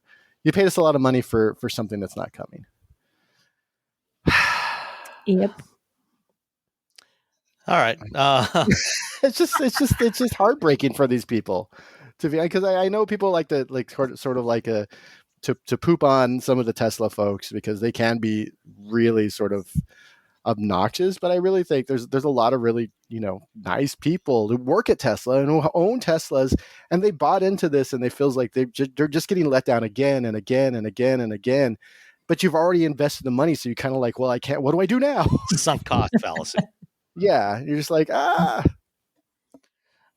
right. Well, enough of that. Just be careful what you pay for. Yeah. Yeah. All right. Yeah. What you think is going to happen? Because sometimes if it sounds too good to be true, Probably is. Mm-hmm. Yeah. Okay. Tell us about Electrify Expo. So a few weeks ago, I talked to BJ Bitwell. Anyways, his name is BJ's first name. He is the founder of Electrify Expo. Every year, Electrify Expo goes to like 4 to 8. I think this year it was 8. Last year was 4. Cities around the nation, and they just have a big like auto show, EV mobility sort of extravaganza. And you show up, and there's OEMs there, Ford, Toyota, Kia, Hyundai, BMW, Lucid, Tesla, all these car companies there. So you can get in the car and sit like you would at an auto show. But in addition to that, you can go and you can talk to some of these smaller companies who are making e-bikes. They're making scooters. They have motorcycles. They have those one-wheel things, those murder things. It's like you're just riding around on one giant wheel, which I tried once and almost died. So that's why I call them murder things. But they have all the sort of e-mobility stuff. And they also have like a kids zone. Like they had like little carts for the kids. Like little kids, and I was watching them, and they were going so slow. But those kids were having the best time of their life. No, so I went to that this weekend. I went last year, and it's bigger this year, and it's just like I know people are like, well, the auto show is dead. And in some aspect it is for like news and stuff, because it doesn't make sense for an automaker to have to do news at an auto show, because now you're competing with every other automaker who's doing news there. But these sort of like this like Electrify Expo, for those who are interested in EVs, you can test drive most of the EVs were available for test drives. You could sign up. You could drive a Cybertruck if you wanted to wait 2.5 hours. Is that how long the wait was? Oh my gosh. Well, they were supposed to have an 11:30 appointment for me, and I got there, and they're like, oh, it's going to be another 30 minutes. And it was like sunny, and having dealt with Tesla a lot of times in the past, I know that 30 minutes means an hour. Yeah. And I was like, nah, I'm good. Like, I'm out. Thanks. Bye. I'm okay. I'll go. I have an interview coming up after this, so I'll just. But yeah, it's kind of like, I think it's for some, it's probably the new like auto show, because you go to auto shows and it's cars, and if they're EVs, maybe you can do some driving inside, and that's sort of it. This is like, it's more family friendly. They have things for kids. There's a bunch of food trucks there. They had music playing, DJs, and you can find all these custom things for your EV wheels. They had wheel cover things, so you don't get curb rash. Oh. They look ridiculous. They were like little. Like little yellow things. It's like the things on the Chargers that they leave in front of a Charger Challenger, and they leave little things on the splitter up there. Yeah, that for your wheel. You can get that now. So you can get that, but you get ugly yellow trim. Yeah, but like Anchor was there, and so like you can talk to them about all their dozens of battery products, and there's people who are there to sort of help you make your house more efficient, and like Sunrun was there. It's a whole sustainability thing, but it's really but the main thing is sort of e-mobility, and it was actually pretty cool. Everyone, people seem to be having fun. They're all waiting in line to ride scooters or ride bikes or drive cars, and I think they only have like maybe 1 or 2 shows left before. There's 3 more left this year. No. 3 more left. There we go. So there's 3 more. They're coming up September 14th and 15th. They will be in Seattle, Washington. October 12th and 13th in New York City at Citi Field. and then November 9th and 10th in Austin, Texas at Circuit of the Americas. There you go. So it's if you're not into EVs and you want to just drive one without the pressure. That's one of the things I liked about auto shows, is that you could go and sit in a car and you don't have a dealer sort of pressuring you or a salesperson pressuring you about this car. Because I don't like people pressuring me about anything. And just like, just leave me alone. I just want to look at this thing at my own pace. And you can sort of do that. You can sort of do that at auto shows where you can do this at this thing. Plus, the kids have something they can do. Plus you get to, if you want, you can drive a car. If you want, you can put your kid on a little scooter or a tiny little cart. And then you can also try out e-bikes too. So that's fun. You could do the e-bikes, which are really fun. So no, it's a really smart idea. It's interesting about who's going to it, because there's always going to be the EV people who are there. There's a ton of EVs in the parking lot. But you might bring your friend who doesn't care about EVs, or you might be like EV curious and you just want to go and talk to some people. Mm-hmm. And so, no, it's a fun show. I think it's a good idea. You should, if you have a chance, go check it out. If you're a fan of auto shows, it's definitely something you're going to want to do, because you can sit in the cars, open and close the doors, look in the trunk, do the whole shebang with a bunch of different automakers that might not even be at auto shows, because auto shows are actually incredibly expensive for automakers to put cars in, where I feel like this is probably a lot cheaper for them. So the incentive for them is a lot higher because it's less money. So it's less of an impact. And you're typically outside, so you don't have to deal with the whole we got to get building, we got to put carpet down, we got to put the lights up. It's outside. Here's our cars. So yeah, check it out. It's fun. That sounds kind of cool, actually. Yeah, I went to the one in Austin a couple years ago. I was speaking on a panel, or I was doing a fireside chat with the head of GM Energy during the industry day, and I stuck around for the public day. Checked it out. It was a cool event. It was a lot of fun. Yeah, it's really cool. They had some stuff about education, and there's kind of a little bit for everyone. If you EV curious, or even if you hate EVs but you want to maybe you want an e-bike or an e-scooter or something like that. You can just go and play around on those and talk to the people who make them. Cool. All right. Let's answer a couple of questions and then call it a day. So I think we talked about this one a couple of weeks ago from Dale. He had a question about the he was thinking about getting a Nissan Ariya, and he was asking about the NACS to CCS adapters when they would ship. And I talked to Nissan. They're not saying anything, but there was some news that came out, I think today or maybe Friday, that Tesla is finally starting to ramp up production of its adapters. So Tesla has been supplying the adapters used by Ford and Rivian. And presumably they may also be supplying them to other manufacturers. They are ramping up production of those adapters at their plant in Buffalo, which was originally a solar panel plant. And that one, they are apparently ramping up to 8,000 adapters a day. Cool. So hopefully those should be available fairly soon. They'll probably start selling them through the Tesla website and maybe some other places as well. And they'll probably be a little more expensive than some of the third-party ones that we talked about. But at least, if Ford and Rivian and others are using them, there's probably a pretty reasonable chance that they'll be safe. Yeah, the one I used with the Ford, the Mach-E that I had a few weeks ago, it seemed pretty well built. It didn't seem to get hot or anything while I was using it. So, if you're going to get it, try to get it from someone who's actually, that's their jam. That's essentially their job. Yeah. Okay. And then we also had an email from Shamakwa. Says, do any of you have contacts or insight at Tesla in regards to their doing something new? No, we don't. Tesla disbanded their PR department about 4 years ago. Yeah. And they do not respond to any inquiries anymore from. My claim to fame is I was the last person that Tesla dealt with their PR department. Oh, really? Was it your fault? Were they like, I've had enough? I did a drive. So I did the Lucid Air drive of their Mule, where we did over 500 miles. I didn't drive the car. I sat in the back because it was a mule.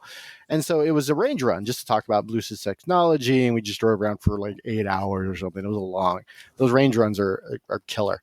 And I don't mean killer like cool, like killer like, oh my God, is this almost over? Because the car just keeps going. And I wasn't even driving. I'm like, I'm so tired. And so Tesla saw that, and so this is when I was at Car and Driver, and they offered me up one as well, and they also offered me access to one of their engineers, which no one had in like forever, and we got I got some questions answered that people had for years, and so that was great and stuff. But at the end of it, I was like, I was talking to the PR person about something else, PR related. He's like, yeah, so you're the last thing I'm doing. I'm like, what? He's like, they were going into a different department at Tesla because they were disbanding the PR department. They're like, yeah, you're it. That's it. You're the last thing I'm doing. So, and it was the day that San Francisco looked like Blade Runner. Oh, why? Yeah, when it went because all the fires and then okay. It looked like the sky looked like it was on fire. It was Blade Runner day. Well, anyway, to finish off this email. It seems like their car updates are all about removing basic functionality, i.e. turn signal stocks, shifters, etc., rather than large interior design or external changes or adding cool, useful features. Do you think Tesla is serious about actually being a car company going forward in the future? What's next after the Cybertruck? I hope they can put more creativity in their lineup. I really enjoy transportation and industrial design and love when manufacturers make cool new designs. I saw a Soul Crystal Red Mazda today. It's incredible. Can that color be reproduced by a paint shop for any reasonable amount of money? I think I wonder if you could get, like, if I had a Ford Taurus and I went to a shop that did like they were Mazda certified, if they were I'm sure you could buy a couple of gallons of that paint. Yeah. If they would allow, I'm sure they'd be allowed if they're like Mazda certified, and you can get that red crystal magic red color, metallic. Yeah. I suspect a good body shop could probably procure that paint for you. Yeah. Without costing a ridiculous amount of money. As for Tesla being a car company, well, they themselves say they're not a car company anymore. Elon says it every earnings call. Yeah, the CEO says it, which is, it's got to be disheartening for the people who realize they work at a car company, because I think they will. Man, I want Tesla to survive. That's all there is to it. I want an American automaker to that's done well, regardless of my feelings about the man who runs it, who's potentially running into the ground. I want that to do well. I want it to survive because there's good people to work there. There are very passionate people to work. The engineers that they have there, some of are not the best in the industry, because they actually believe in the original idea of Tesla, which is to make the earth better through transportation. That said, that when the CEO keeps saying, well, we're not a car company, we're an AI and a robotics company, that throws everything up in the air, because you're just like, well, you're the boss. We make all our money on cars. No one's going to make any money on humanoid robots or AI, because it uses humanoid robots. Why do we need human? Like, unless we're making horror movies, and AI just sucks up a ton of resources. So it's going to be a long time before that makes money. What are we doing? And so it's tough when you're like, okay, are they going to make another car? Are they just going to have the Ford that they have? Are they going to, none of us know. Yeah. Only one person really knows. And, I just want an adult to run Tesla. That's all I want. Yeah. That's a lot. I know there is going to be at some point, a refresh of the Model Y, which will have a similar new front end to the one on the refreshed Model 3. So a little bit cleaner design. But, as far as interior goes, if anything, they're just going to keep decontenting it so they can try and drive costs down. You're probably not going to see stuff added to it, but more stuff taken away. Yeah.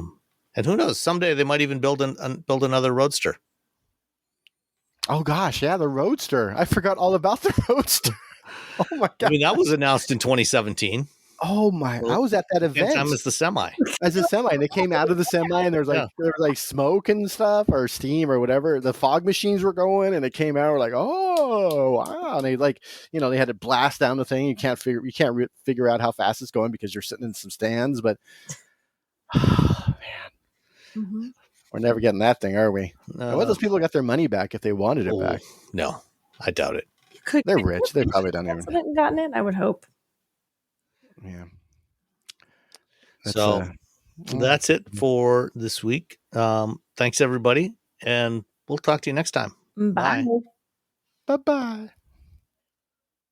I forgot about Everyone's talking about AI these days, right? This season on Compiler, we're diving deep into how AI is reshaping the world we live in. Join us for a new season of Compiler, an original podcast from Red Hat. Subscribe now wherever you get your podcasts. All you homeowners have unique needs. Some feel the need to paint their door a vibrant shade of blue. Others have the need to decorate their bathroom with fish, anchors, and other nautical items. And because each homeowner has unique needs, Geico helps you get the right coverage for your home and what's in it. That way, you get exactly what's right for you, even if your needs are unique. Get more with Geico.